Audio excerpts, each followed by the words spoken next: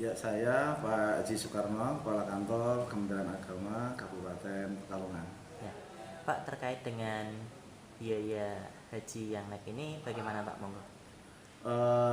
Terkait dengan biaya haji, alhamdulillah untuk tahun 2023, sebagaimana kita ketahui bahwa pada tanggal 15 bulan Februari 2023 yang kemarin hari Rabu petang, alhamdulillah sudah ada kesepakatan antara Kementerian Agama dengan Komisi 8 DPR RI terkait dengan keputusan biaya penyelenggaraan ibadah haji tahun 2023. Alhamdulillah, dan barangkali kita masih menunggu untuk beberapa hari ke depan, menunggu dari keputusan Presiden yang itu nanti dipakai dasar untuk pelunasan untuk keberangkatan haji tahun 2023. Ya. Pak, mungkin bisa disampaikan Pak rincian perubahannya Pak antara yang sekarang dan yang sebelumnya? Sesungguhnya untuk biaya penyelenggaraan ibadah haji justru tahun 2023 ini ada penurunan. Karena apa? Di tahun 2022 itu biaya penyelenggaraan haji adalah 98, sekian juta. Untuk tahun ini adalah 90 juta 50 ribu rupiah 637 rupiah 26 sen.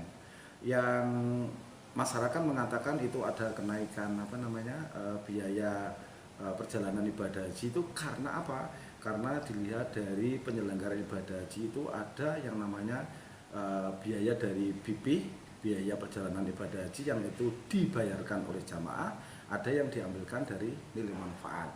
Nah, pemerintah dalam hal ini Kementerian Agama mencoba realistis, artinya bahwa yang selama ini diambilkan dari nilai manfaat itu dikurangi, sementara untuk dari jamaahnya ini ditambah, sehingga kesannya itu ada kenaikan, tetapi sesungguhnya justru malah 2023 ini ada penurunan. Sehingga kalau kita bandingkan 2022 itu kan perbandingannya 44,7% itu dari jamaah, sedangkan yang 55,3% itu kan dari dari manfaat. Sekarang untuk 2023 dibalik, bahwa untuk dari jamaah ini 55,3%, sedangkan untuk nilai manfaat dari BPKH ini diambilkan 44,7%. Sehingga kalau kita lihat untuk 2023 ini yang harus dibayarkan oleh jamaah yang akan melaksanakan ibadah haji adalah 49.812.700 rupiah. Sedangkan yang dari nilai manfaat itu 40.237.937 rupiah. Ini yang perlu diketahui oleh masyarakat. Ya. Pak, untuk di Pekalongan sendiri Pak terkait dengan jumlah calon jemaah haji bagaimana Pak? Ini jumlah jamaah haji di Kabupaten Pekalongan ada 725 calon jamaah haji. Tetapi yang perlu kita ketahui, ini ada 385 orang itu yang lunas tunda. Lunas tunda artinya tahun 2022 kemarin itu sudah melunasi, tetapi karena ada kebijakan pengurangan kuota akhirnya tertunda keberangkatannya. Kemudian yang murni urutan porsi, dari porsi 725 itu ada 301 orang. Dan itu pun ditambah lagi yang kaitannya usia lanjut. Ingat, usia lanjut itu di atas 75.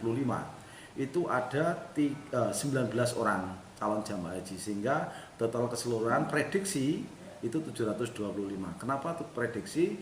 Karena ya 725 belum tentu semuanya itu melunasi, karena mungkin ada kepentingan saat nantinya akan menikahkan anaknya, atau mungkin kepentingan ekonomi, atau kepentingan apa yang sehingga diperkenankan untuk pemberangkatannya ditunda tahun depannya juga tidak masalah, karena undang-undang membolehkan yang demikian. Ya. Pak, mungkin dari sekian calon jamaah itu yang terdampak kenaikan harga ini ada berapa jamaah Pak, dan harus membayar berapa kenaikannya Pak? Tadi yang saya sampaikan mestinya terdampak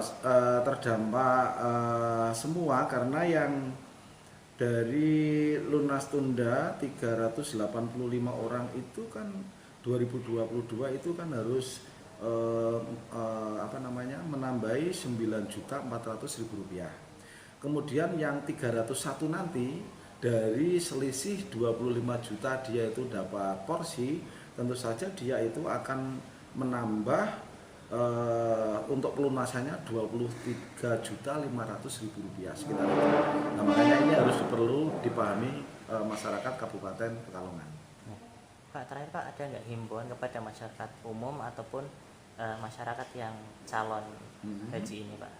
Ada himbauannya begini, satu, mohon masyarakat setiap ada informasi yang datang atau mungkin yang didengar oleh masyarakat atau share-sharean atau informasi apa, tolong bisa konfirmasi kepada kami.